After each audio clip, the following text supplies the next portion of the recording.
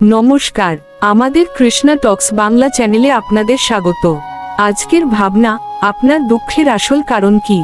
আমরা মনে করি প্রিয়জনের বিচ্ছেদ বা ব্যর্থতা হলো দুঃখের কারণ। এগুলি দুঃখের বহিঃপ্রকাশ মাত্র, আসল কারণ নয়। দুঃখের আসল কারণ হলো ভুল পরিচয় এবং বিচ্ছেদ। নিজেকে আত্মা না মনে করে দেহ ভাবা এবং ভগবান আনন্দের উৎস থেকে নিজেকে বিচ্ছিন্ন মনে করাই এর মূল। এই ভুল পরিচয় ত্যাগ না করলে দুঃখ দূর হবে না।